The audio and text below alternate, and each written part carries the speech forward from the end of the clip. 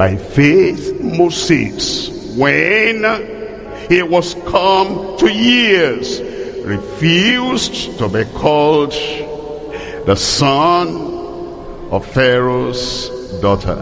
What do you think of the names that Pharaoh's daughter will call Moses? Come on here. You are such an ingrate.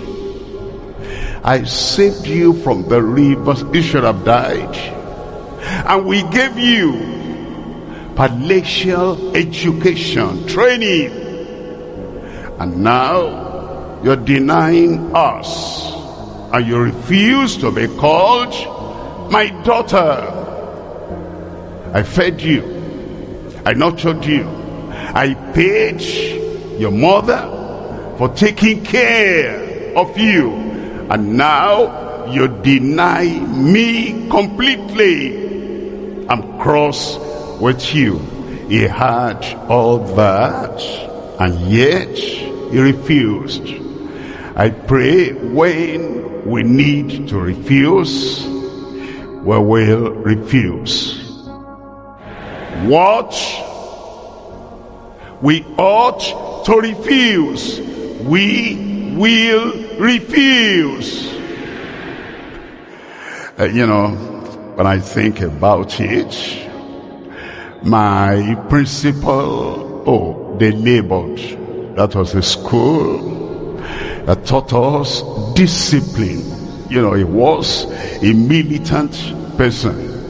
He was in the army in the Second World War, and he carried that to the school. He drilled us. Even before salvation, I learned discipline there. He taught us how to stand even when the whole world is against you. He went through that himself, and he came to teach us and instruct us. This is how to live and say no to the world. He wasn't a believer, and yet he taught us that. And all the English I know, I'm telling you, in our school, English was number one.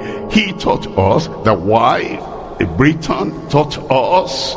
And all the English I have acquired, and not to break them into pieces, and all the various things, the nouns and the verb and the conjunction, everything. That's where I learned everything. Now, when I got born again, converted, and I stood my ground, it's like, boy, come here. We taught you everything. We trained you in everything.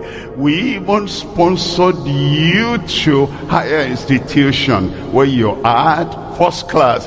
Everything you have, you owe unto us. And yet, I had to say no.